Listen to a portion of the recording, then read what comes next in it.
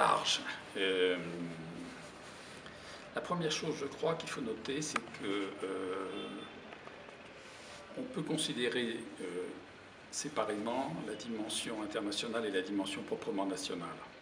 Il est évident que la France est embarquée dans un certain nombre de soutiens à des politiques qui visent à réfréner le terrorisme dans le monde, que ce soit en Afrique du Nord, que ce soit au Moyen-Orient, que ce soit du côté de l'Irak ou de la Syrie, etc. Et donc à ce titre-là, elle suscite évidemment des réactions comme celle de ces attentats-là.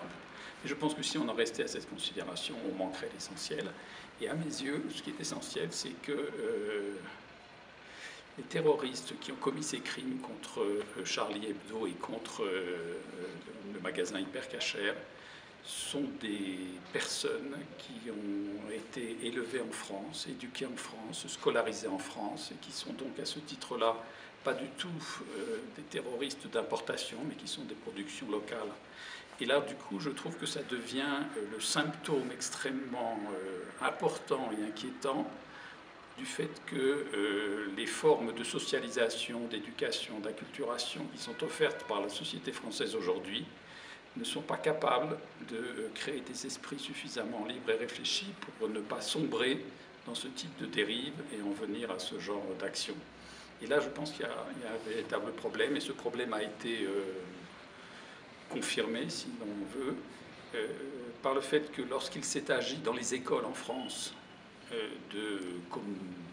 d'honorer les morts, un certain nombre d'enfants ont jugé que finalement les caricaturistes de Charlie Hebdo n'avaient eu que ce qu'ils méritaient, ou qu'en tout cas n'avaient pas à se plaindre du sort qu'ils avaient subi, etc. Bon. Ce qui est quand même l'indice d'un décalage, d'une sorte de dissonance incroyable dans la société française entre un discours qui dit que l'école républicaine forme des citoyens français qui ont une même idée, un même esprit, une même je sais pas quoi, voilà, et en réalité des institutions qui ne sont pas capables de produire ce type d'esprit et qui laissent se déployer en leur sein des individus qui sont en total dérapage avec ça. Et là, ce qui devient intéressant, c'est de se demander qu'est-ce qui ne marche pas du tout dans la République française pour qu'elle produise ce type d'individus et ce type de réaction, et qu'au lieu d'en faire le motif d'un problème et d'une interrogation de fond, elle se contente de réinvoquer le vieux discours républicain et laïcard d'il y a un siècle et demi presque, en disant mais voilà, c'est la laïcité qui est en péril. C'est pas la laïcité qui est en péril, c'est la laïcité qui a failli et qui a laissé, qui n'a pas pris la mesure, je crois, de quelque chose, c'est qu'il y a une transformation du tissu social, de la composition sociale de la France, qui a résulté évidemment des guerres de décolonisation, que ces guerres de décolonisation et les indépendances acquises ont créé de nouvelles couches de population en France qui composent la société française actuelle, et que celle-ci n'est pas la même qu'il y a 100 ans, que ça demande... Voilà. Non, je pense que c'est le symptôme, il faut répondre quand même, c'est le signe d'un... Enfin, c'est un signe d'histoire, je crois, qu'on est, en tout cas en Europe et en France en particulier, à un moment charnière. La question est de savoir est-ce que les politiques en général sont en mesure de considérer ça et d'imaginer les réponses qu'on peut y apporter ou pas.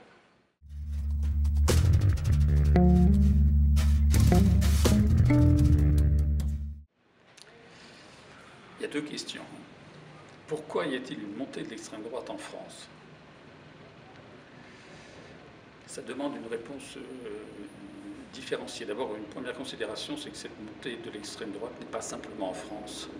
Elle se repère dans tous les pays européens, avec plus ou moins d'importance, mais en tout cas du Portugal à la Grèce et de l'Italie à la Norvège. On voit cette montée s'accroître, quoi.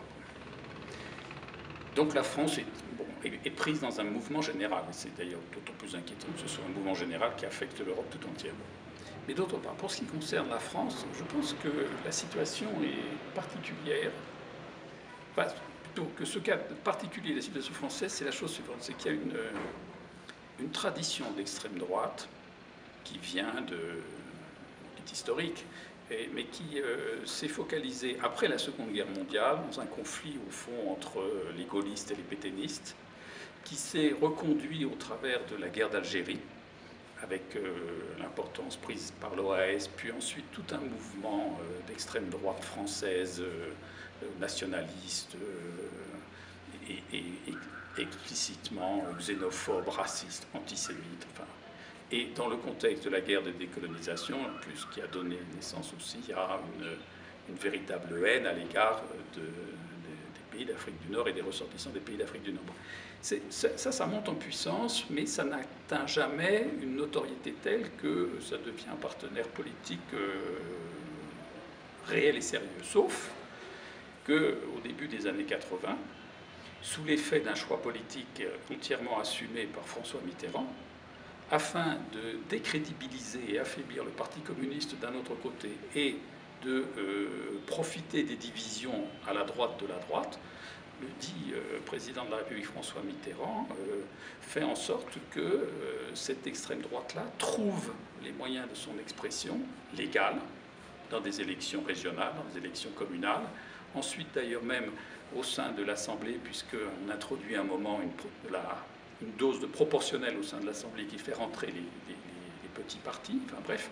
Et donc il y a toute une opération de crédibilisation et de légitimation qu'a su exploiter avec talent, il faut le dire, Marine Le Pen, et qui l'amène aujourd'hui à obtenir des scores ou à attendre des scores assez considérables. Bon. Pourquoi ça s'est produit? Parce qu'il y a eu cet affaiblissement du Parti communiste qui a été délibéré.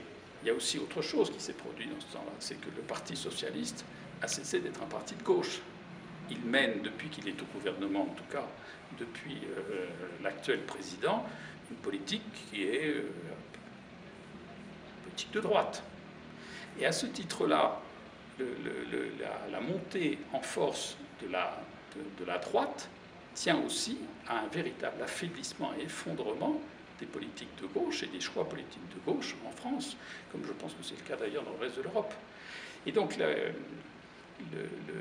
problème est qu'au fond, le discours, les revendications, les attentes qui étaient portées par le Parti communiste à une époque, par la gauche non communiste ensuite, eh bien ces discours et ces attentes sont aujourd'hui reprises par ce parti d'extrême droite de Marine Le Pen, qui s'est redonné une belle apparence respectable en essayant de faire croire qu'il pouvait jouer le jeu politique républicain, etc.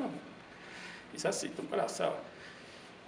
Je crois que là, ça c'est un vrai problème. Alors si c'est un défi pour la gauche, l'autre aspect de la question, oui, c'est un vrai défi pour la gauche. Mais le problème, c'est que c'est d'autant plus un défi pour la gauche qu'au fond, la montée en force de la droite, de cette droite-là, aujourd'hui, c'est la preuve de ce que la gauche n'est pas à gauche. Simplement qu'il n'y a pas de gauche en France.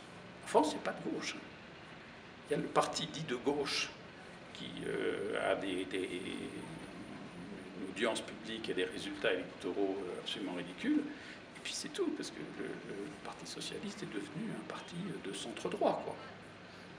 Donc le défi, c'est en effet la recomposition du paysage de gauche, des forces de gauche, à la fois à travers les syndicats, à travers les partis, à travers tous les systèmes et les réseaux associatifs. Je pense qu'il y a des opportunités, il y a des ressources aujourd'hui pour cette recomposition, et singulièrement dans le contexte européen, et il se trouve que ce n'est pas la voie que prend le Parti socialiste.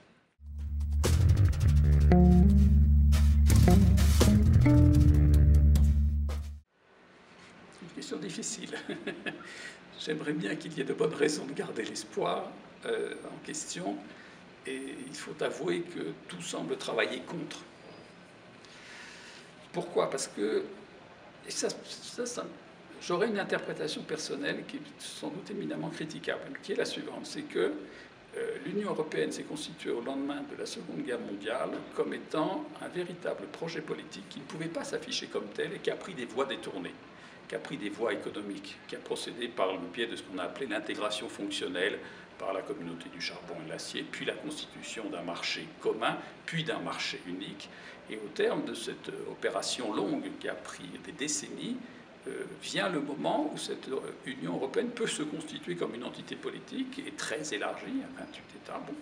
Et c'est au milieu des années 2000, en 2005, que du coup, un pas politique peut être fait par l'adoption d'un traité constitutionnel qui donnait une forme politique à la dite Union. Cette phase-là a été mal préparée. Elle a été confiée à des forces politiques qui, au lieu de saisir l'opportunité de ce traité constitutionnel pour doter l'Europe d'une véritable politique sociale et d'une politique économique commune, elle en a fait en réalité, elle a saisi cette occasion pour faire de cette constitution une sorte de plateforme libérale dont le grand mot d'ordre qui a fait que cette constitution a été refusée était de dire qu'il fallait surtout préserver les conditions d'une concurrence libre et non faussée. Et donc à ce moment-là, il s'est produit la chose suivante, une décrédibilisation du projet politique lui-même, désinvesti de ce qui le rendait motivant, à savoir la politique sociale, qui leur est une harmonisation des politiques sociales, qui passe par une harmonisation des politiques fiscales, qui passe par un certain nombre d'enjeux qui étaient considérables. Et ça, ça tombe à l'eau. Et dans le même temps, ce qui se conforte et se consolide, c'est la Commission de Bruxelles, c'est-à-dire une machine bureaucratique, technocratique, expertocratique, qui n'a guère de crédibilité ou de légitimité démocratique et qui agit de façon autoritaire par des directives que les États acceptent, mais qui s'imposent à eux de façon telle qu'au fond, ils sont conduits à mener des politiques qui ne sont pas nécessairement des politiques qu'un peuple aurait voulu. Et je veux dire, ça conduit à l'affaire des 3%, ça conduit à ces politiques d'austérité, et ça conduit à la véritable crise à laquelle se trouve confrontée la Grèce à partir de 2008, puis ensuite, plus ou moins, le Portugal, l'Espagne, la France pour partie, l'Italie, enfin, un certain nombre de pays. Bon. Donc là, on ne voit pas où est l'espoir. L'espoir n'est pas dans la Commission de Bruxelles. L'espoir n'est pas dans le dispositif politique, puisque celui-ci a été écarté, il a été refusé en 2005, et les États font allégeance, au fond, à la Commission. Dans le même moment, d'ailleurs, le Parlement de Strasbourg, qui est censé être une instance de légitimation démocratique, se trouve véritablement affaibli dans ses prérogatives, dans sa capacité de créer un véritable élan, une dynamique. Donc, non, on n'a pas beaucoup d'espoir. Et en même temps, je pense que peut-être est en train de surgir en France l'envers de cette Europe technocratique, bureaucratique, qui serait une Europe des peuples, qui se recompose, se reconnaissent et se recomposent dans la dénonciation des politiques austéritaires. Et de ce point de vue-là, les événements de Grèce du mois de février sont un immense espoir. L'écho qu'ils peuvent susciter très prochainement en Espagne renforce cet espoir. Il y a des élections locales en France, et par rapport à ce qu'on a dit tout à l'heure, il est possible que l'extrême droite y prenne une assise qu'elle n'avait pas auparavant, alors qu'en réalité, il y a une opportunité de mener de véritables combats communs entre les peuples grecs, les peuples portugais, les peuples espagnols, les peuples italiens, les peuples français, et aussi, pourquoi pas, évidemment, les peuples allemands, etc. Bon. Là, je pense qu'il y a quelque chose qui peut... Mais il faut qu'il y ait des forces de gauche, il faut qu'il y ait des réseaux associatifs qui relayent ça et qui donnent une crédibilité à ça. Et aujourd'hui, c'est pas dans l'agenda des politiques, c'est pas dans l'agenda des partis politiques. Bon. Donc je pense qu'un petit réveil du peuple est quelque chose sur lequel on pourrait espérer, mais dont on a absolument besoin si l'on veut sortir, si l'on veut refaire de l'Europe un véritable enjeu politique, ce que je crois en tant qu'institution de l'Union européenne, elle peut être, et ce qui n'est pas le cas en ce moment, c'est certain.